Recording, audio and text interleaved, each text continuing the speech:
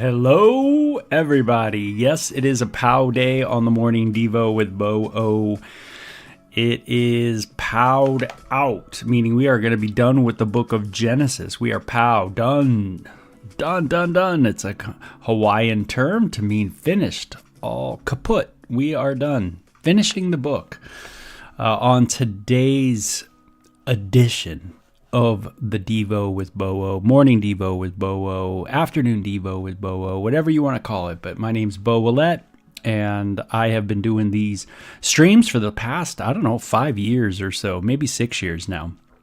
And I already got through the Bible once, and I'm on it a second time. So we still got a ways to go to finish what's called the Old Testament or the Hebrew Bible. And it's great to read through it. You get to read through the source, see what it really says, and kind of make decisions and judgments as you see fit. As you decide, is this the true and living God? Is it not the true and living God? Does it make sense with our world? Does it not make sense with our world? It's great when you go to the source. That's why I even do the Quran on my YouTube page, Beau Willette. It's right there. If you type in that, French Canadian name in YouTube search, you'll come up with the page, and you could see that, there are different surahs that are there. I haven't gone through the whole thing yet, but I am going through it, so you can make decisions on that too. And you can contrast too. What's the difference between the Hebrew Bible and the Quran? And man, it's amazing. It is a vast difference. It is unbelievable. Even in the sense of education-wise, you could tell just the understanding of the writers are different. And so it's really cool. The reason I do that is I think I've told you guys many, many times that when you grow up atheistic and you grow up very antagonistic towards Christianity or anything, Islam, whatever, you tend to not read the sources. You tend to just kind of, if you will, bag on different people. And you don't really know much, but you just tend to bag on them. But it's cool to be able to read the sources. I, for one, believe the Bible's revelation of God is the true and living God. And it makes sense to our world when you read the Bible. It has an unblinking eye, a surgical scalpel understanding of human beings and our world and the problem that we have. And it is amazing. So, you know what? It is my birthday. Thank you guys, my friends on these Devos. I appreciate you, and always grateful for my mom. That's what I think about on my birthday as I get older. I always think about my mom. Had me at 3:05 in the morning on July 2nd, 1972, out in the San Fernando Valley. She was, the story goes, is she was thinking she had to use the restroom, and she was on a little bit of the herb. And if you know what I mean, just think of the 70s, Southern California in the 70s. And anyway, she didn't have to go to the restroom. Really, what she had to do is deliver a baby boy. And so they got in the car, and they went. And they went to the hospital. They ended up at Encino Hospital, the hospital in Encino. So I happen to be born in Encino. So have you ever seen that movie? What is it? The old 1980s Encino Man, I think it is. Anyway, I certainly was born there. So yeah.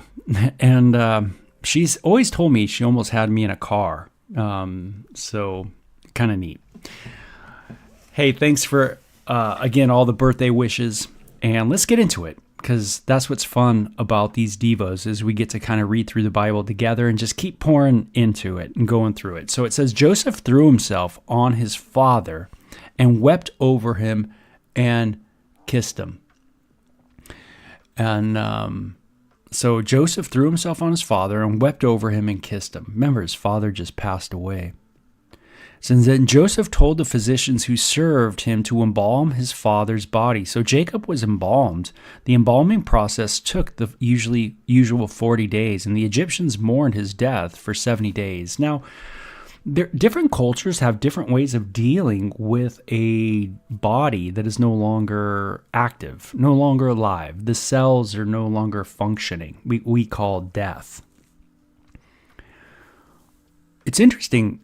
Jacob, like Abraham, Isaac, and Jacob, actually was embalmed like Egyptian style. That's kind of interesting. I wonder what went into all that. We can kind of get a glimpse of that when we, look up the Discovery Channel or, those kind of programs on the embalming process of the Egyptians. It's always fascinating, right? Because you kind of go, wow. And it tells me that there's kind of different ways of doing this. It's a big question many people have. How should you treat a dead body? Should you do this? Can you do this? Can you cremate? Can you do this? Should you bury? How does this work? It doesn't say this is the right way to do it. It doesn't say, hey, the Egyptian way was the right way to do it. And that's the way everybody should do it. Thus saith the Lord. We don't see that. This is just telling us that this is the way Jacob was dealt with when he passed away, as he was embalmed. Now we're going to see that Joseph also was embalmed as well by the Egyptians, and he was put into a coffin in Egypt. So we got Jacob and Joseph, some pretty heavy hitters biblically, that were their bodies were dealt with by the Egyptians, the Egyptian way, if you will. So that just tells me that, hey, it's a little different for every culture. Different ways, different things, and that's okay. And so, I think you don't want to, I don't know. I guess you could mistreat a dead body, and, like desecrate it in a way that, something evil that you're doing to a dead body. I think there's definitely something that could be done like wrong with a dead body. But I think also that, you just don't see that there's like a one way fits all command. We've already gone through the Bible once and we just haven't seen it yet. And so I'm just pointing out that this was an Egyptian burial. So kind of interesting, right? So it says the embalming process took the usual 40 days, and the Egyptians mourned his death for 70 days. 70 days. 70 days of mourning over Jacob's death. Now, this is Joseph's dad who died. Joseph's the politician. Joseph's the one who's been ruling in Egypt alongside the Pharaoh. He's the great administrator of Egypt. Isn't it radical that the Egyptians join Joseph in this kind of cultural, traditional way of dealing with someone who died? Someone who's, in a sense, part of the political family. Joseph is a political, figure in Egypt. And you know how it is when political people die, right? It's a big deal. So let's see how this rolls. It says, when the period of mourning was over, Joseph approached Pharaoh's advisors and said, please do me this favor and speak to Pharaoh on my behalf. Maybe Joseph was just too sad over his dad, just mourning, wanted the advisors to go in and talk to Pharaoh. Tell him that my father made me swear an oath. He said to me, listen, I am about to die. Take my body back to the land of Canaan and bury me in the tomb I prepared for myself. So please allow me to go and bury my father. After his burial, I will return without delay. Today I just want to say, God, am I a guy of my oath? Am I a guy who sticks to the promise that I said I would do? Am I a let my yes be yes guy and my no be no kind of guy? Or am I a little shifty? You don't really know what you get when you're talking to Beau. You don't really know if he's gonna pull through or not. You don't know, because he's just, you can't, he never really follows through. I love it that Joseph's following through on his promise to bury his dad in the family plot back in the land of Canaan, or what is known as Israel. Jacob's name was changed to Israel. Israel would become the name of the entire nation, which is made up of his kids. And so he goes, man, I have prepared. Jacob at one point prepared his burial. Do I prepare my burial, the place that I am going to rest, in a sense, right? The place where I am going to go. Am I in any way preparing for that? Do I have a place for that? Do I have a plot that's designated for that? What is the preparations that I have made? It's kind of neat to talk about that on my birthday too. That, hey, I'm 54 years old. You just keep going. We keep spinning around the sun. And that means that my skin is going to get old and creaky, and my body's going to get creaky. Now, it might take, some time still for it to finally go, but you don't know when that time's going to happen. And so you got to prepare. Am I prepared? Have I prepared my family? Have I prepared things? Man, it's good to do that. How much time is spent watching TV when probably we need to be preparing a little bit for the future? It's sad that so much of our generation is so wrapped up in narcissistic self that we can't seem to think ahead. We can't seem to prepare well. We're not thinking about our demise. We're not thinking about our death. Instead, we're trying to kind of cover that up with all kinds of things on the planet. I need this more. I need that more. I need this. I want this. I want this. I want this. And we instead not prepare. I love it. Jacob prepares and Joseph follows through on the promise. Man, that is very, very cool. Are you a person that fulfills your promises? Are you a person who says, yes, yes, I do. I will. And then you follow through on that. Boy, it's a tough one, because when we get honest with ourselves, we find some failure there. Ooh, I haven't done that perfectly. I haven't been the perfect yes or no person. I've been a person who's broken some things. And so that can be a tough, honest kind of look into ourselves when we're talking about do we fulfill the promises that we've made. And it says, Pharaoh agreed to Joseph's request, go and bury your father as he has made you promise. He said, and so Joseph went up to bury his father, and he was accompanied by all of Pharaoh's officials, all the senior members of Pharaoh's household, and all the senior officials of Egypt. This is quite the political crew. And it says, Joseph also took his entire household, his brothers, and all their households. But they left the little children and flocks and herds in the land of Goshen. A great number of chariot and charioteers accompanied Joseph. So this is a big procession from Egypt to the land of Canaan. You could pull out a map and you could see how long this trip is, from Goshen all the way over to Canaan. And could you imagine what this was like? I mean, I think we can, because a lot of times when someone of royal, offspring or something dies, we see this on online or on the television, and we're kind of like, wow, man, this is a big to do, and that's kind of what's going on here. And so when they arrived at the threshing floor of Atad near the Jordan River, they held a very great and solemn memorial service.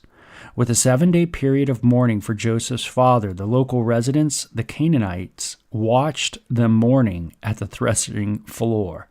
This thing was, in a sense, televised. It was such a big deal that all the local residents, remember, people living in this land before it becomes the land of Israel, these people are watching.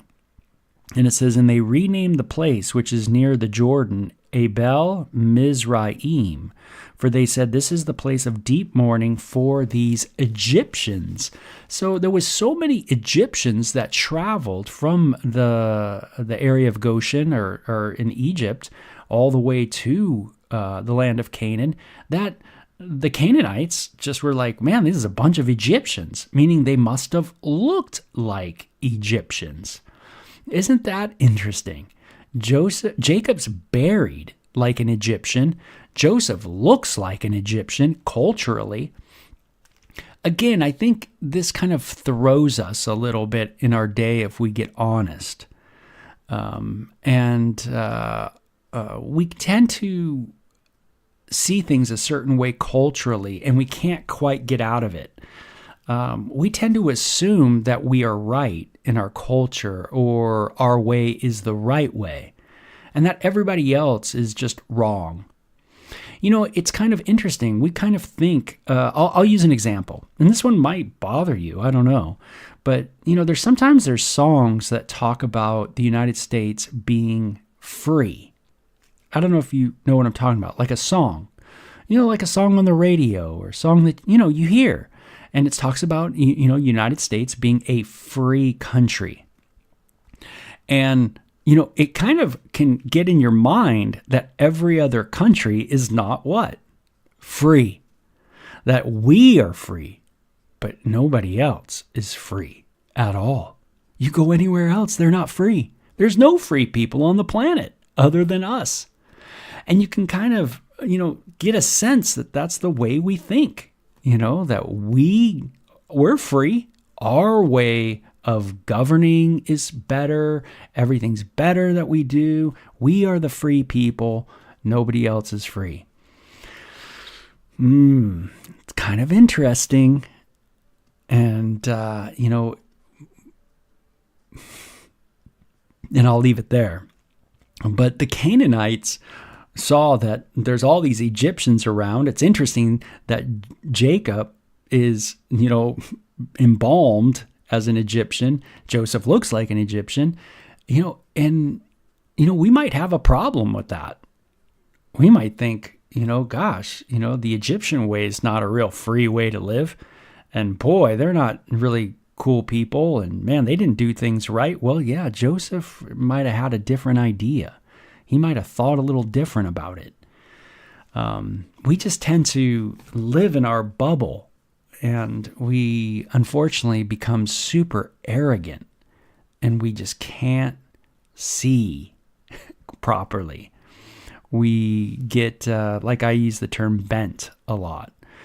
We get bent.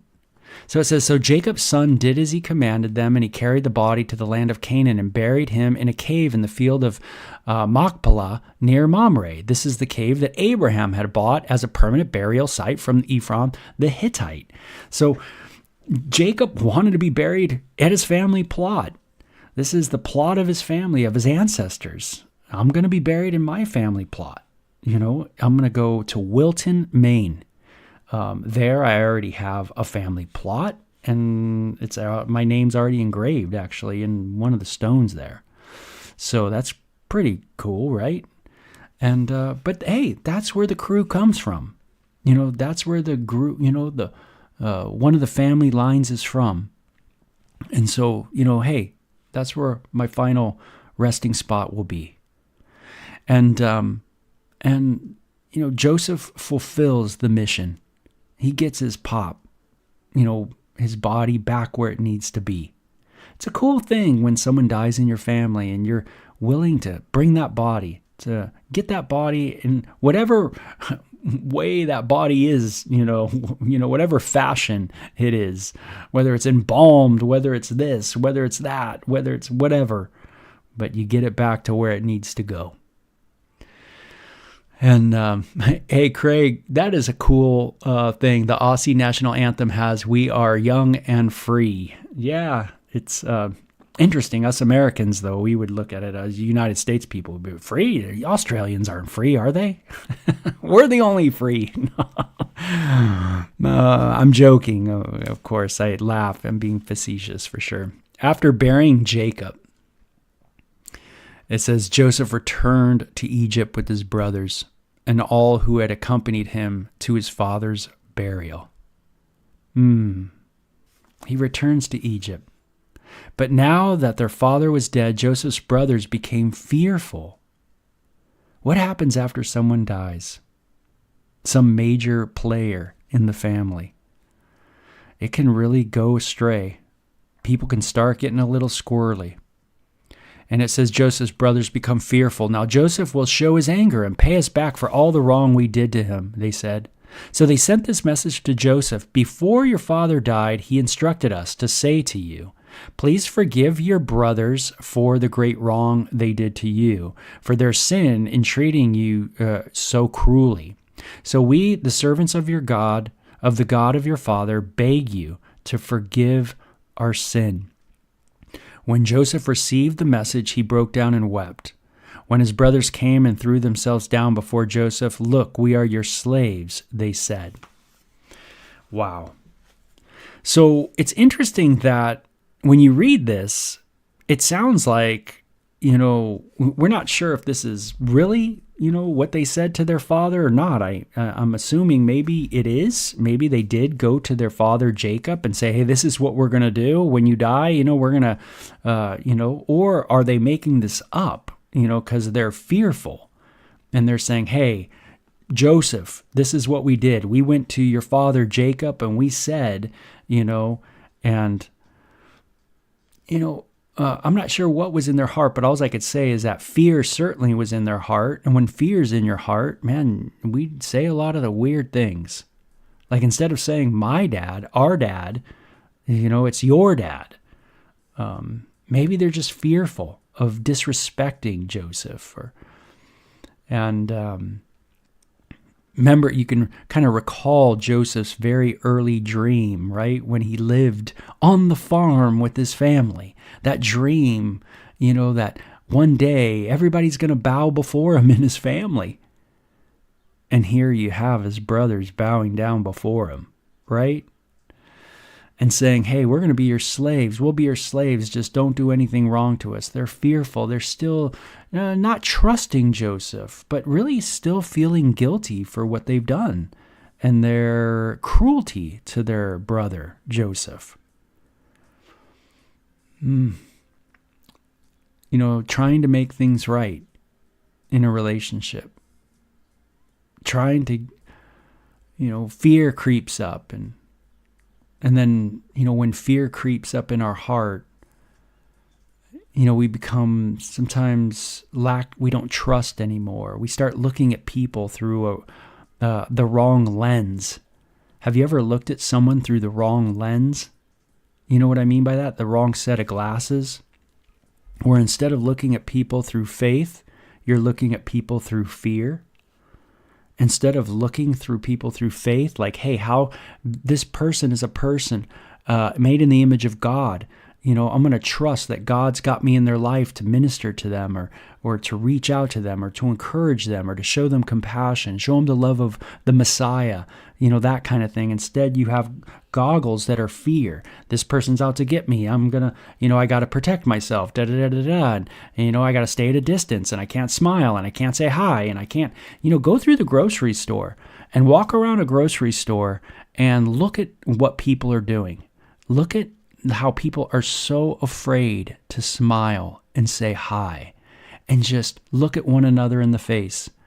We're afraid of what people will do, what people are going to say, how people are going to act. It is a knock on humanity that we can't be cordial, that there's so much fear in us that we can't look at people and just simply greet them. Good day to you. Like the old English, right? Good day to you, sir, kind of thing. Where we've lost that. Instead, everybody is just, boom, man, don't look at me, don't smile. And it's amazing when you do run into someone where, they smile and you smile back and you say hi, and there's nothing there. I don't need to go any further than that. I don't need to do anything stupid. You just simply greet. Hi, fellow human being. How are you? We have such fear that we're just, everybody's going to attack. Everybody doesn't like me. Everybody's out to get me. Everybody's contention. And then we become contentious, because we're protecting. And it's like a hamster wheel, man. We fall into this cyclical pattern, right? Where, well, I'm certainly not going to be nice to them because why? Because every time I open myself up, people attack me. So therefore, I'm not even going to say hi. I'm just going to go about my business, that kind of thing. But then we're not nice to nobody no more. We don't know how to show compassion to anybody. Some people struggle with this immensely. And this kind of fear that rules in their heart, always on the attack, always scared to look them in the face. And here the boys of Jacob are still dealing with so much fear. What's going to happen now that dad's died? Is Joseph going to turn? Is he going to go into evil mode and do what we did to him? Is he going to seek out revenge? Is he going to come after me? You could see how we become paranoid like that too. Isaiah 30 is a great chapter on paranoia, about how when we're not resting in God, then we tend to run. We tend to run. We think there's many people out to get us, but there might be one. But we run. We hear many people are out to get us. Our brains start kind of warping us, start doing weird things to us. We start thinking everything's against me, and they're against me, and this is against me. If there's anything the computer age has done, is some people get really bent at comments, like on social media. Like comments, like, oh, you're this, or you're that, or you're whatever, da-da-da-da-da. And you don't even know if it's real people. I find that fascinating. But yet people are super paranoid. It's oh my God, I can't believe what they told me, or da-da-da-da, or I got to get at them, and da-da-da-da. It's all machine, man. It's like, what if it's all made up? What if it's all just in your brain, dude? Like maybe it's all AI now. It's all just, bots pushing out stuff. And it's moving you. It's moving me. Oh boy. The fear in us is absolutely unbelievable. The brothers, kind of remind me of a Twilight Zone where some UFOs come to the planet and they go to Maple Street. The show is called The Monsters Are on Maple Street. You might think it's about the Martians that are the monsters, but no, they're sitting on a hill above Maple Street, and what they're doing is playing with the electricity on Maple Street. And what happens is the human beings that are within the homes, in the neighborhood, off Maple Street, become paranoid with one another? Why is his lights on and ours are off? Why is his car running and my car's not running? What's going on? Why is this? Why is that? It must be him. He must be the culprit. She must be the culprit. That kid must be the culprit. And they start fighting within themselves, ending up killing a person.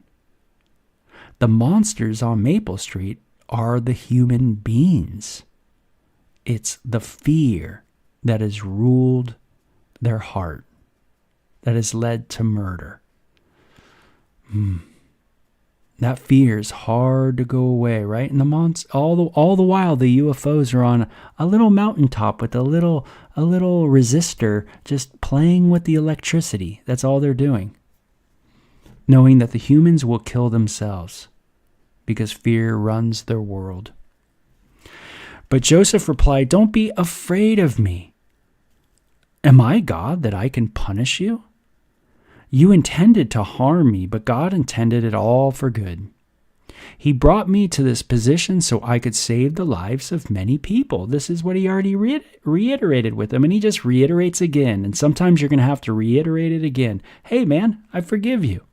Hey, it's okay. God had a plan. And you just got to keep saying that over and over. "No, don't be afraid. I will continue to take care of you and your children." And he reassured them kindly to them. Kindly to them. Let me say that again. Kindly. Kindly. Are you kind? Can you be kind?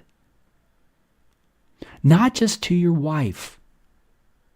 Not just to your dad, your mom, but to people. Do you know how to be kind to even people that aren't liking you? Christian love, Christian charity has kindness in it. It is a part of the work of Jesus, his Spirit within us. Joseph, a wonderful example of this. He doesn't get tired of it. Doesn't say, "Oh gosh, you guys are such a drag." I mean, da da da da. He continues to, in a sense, be patient with his brothers. So Joseph and his brothers and their family continued to live in Egypt. Joseph lived to the age of 110. He didn't outlive his dad, right? His dad was older. He lived to see 3 generations of descendants of his son Ephraim. And he lived to see the birth of the children of Manasseh's son Machir, who he claimed as his own. That's cool. Just as Jacob said, "Hey, Ephraim and Manasseh are mine." So Joseph said to Manasseh's son, "Hey, this is my boy. Soon I will die," Joseph told his brothers, "but God will surely come to help you and lead you out of the land of Egypt." Period, comma, ... but it's going to take some time. "He will bring you back to the land and he solemnly promised to give to Abraham, Isaac, and Jacob." Again, the reiteration, the land is promised by God to Abraham, Isaac, and Jacob. So if you have any issues on that issue of the land of Israel today in the news with whoever, Candace Owens, whoever it is, whatever person, you're listening to, if it ever comes up, whose land is it? Well, it's very clear from the book of Genesis. What is it? Chapter 12, I think it started, where from chapter 12 on to the last chapter of Genesis, there is a consistent reiteration that the land belongs to the descendants of Abraham, Isaac, and Jacob. That's who it belongs to. And so, it doesn't belong to the Egyptians. It doesn't belong to anybody who was in the land of Canaan before, the tribal lands, the people that were sojourners back and forth from the north and the south and things of that nature. Nope. It's Abraham, Isaac, and Jacob. And so Joseph tells his brothers this, that, hey, guess what? You guys are going to be in Egypt, but God's going to get you out of the land. Notice Joseph gives him a promise, the promise of God, that, you know what, God's promise is one that will never, never fail. And he's going to get you back to that land of Canaan. Just be ready, pay attention. He's going to come at some point, and a deliverer is going to happen. Someone who's going to do a mighty work, but God's going to do it. God's going to get you there. It's going to be God, because God is always the great deliverer. And so Joseph made the sons of Israel swear an oath. And he said, just as Jacob made Joseph swear an oath, right? Bury me back here. So Joseph made the sons of Israel swear an oath, and he said, when God comes to help you and lead you back, you must take my bones with you. So Joseph died at the age of 110, and the Egyptians embalmed him, and his body was placed in a coffin in Egypt. Okay, so we see, like I mentioned at the beginning, the embalming again in Egypt. Joseph's body stays there until he says, hey, you know what? When you guys go back, take me back. Take me back, put me in the family plot, take care of business. But when God comes to help you, don't you like that? God is going to come and help him. The consistent revelation of God in the book of Genesis is that even though there's a distance between humans and the deity, that there is a problem that needs to get fixed. There are revelations of God. There are visitations of God, even on the planet. And here you see another promise. When God comes to help you, God is going to do something. There's going to be a move of God. So we get the idea that even though there isn't this reconciliation between humans and God, their God, like it was in the Garden of Eden, where God walks in the garden in the cool of the day, again, in a body, God on the planet. Again, Genesis is a great book because you have God, again, outside of time, everywhere within time, and on the planet at times. And so, if you read the book of Genesis, your idea of God is going to be a little different than one God out in space somewhere, like this one-dimensional being. No, you're going to see a very multifaceted divine being that's mentioned in the book of Genesis. So Joseph understood that God is going to do a work. There is this partial revelation that continues with the deity moving this people group to which the child will be born through. This child that's going to come on the scene, that's going to be born through this people group, and this child will be a unique being, a unique child that's going to defeat death and the devil. Let's put it that way. Death and the devil. And so we're kind of honing in on the sons of Jacob now. We saw that Judah was given an incredible word from his dad, that he would be a kingly line, and that there is going to be one that's going to come that all the nations will bow before. And there's actually a little timeline given of when this person's going to come on the scene, that will be a king that all the nations will literally pay homage to. And so, it's very, very cool. But so we're honing in on a particular tribe of Israel. That's where we're going. But until that time, we're going to see all the tribes, all the sons, and they're going to turn into tribes. So I've kind of already given that away, if you will. Okay, it's a great chapter, and it's a great book. I find it probably one of the most coolest reads, man. That's for sure. And so I hope that you enjoyed getting through it, and you did it again. And thank you for the birthday wishes. Gail, thank you so much. And I appreciate you guys a ton. And it's been a blessing to be at Calvary for so long and to serve in any capacity I can. And just a real honor, and appreciate the body of Christ a ton. So you guys take care. Have a great one. And we'll catch you tomorrow as we start a new book. Okay, bye-bye.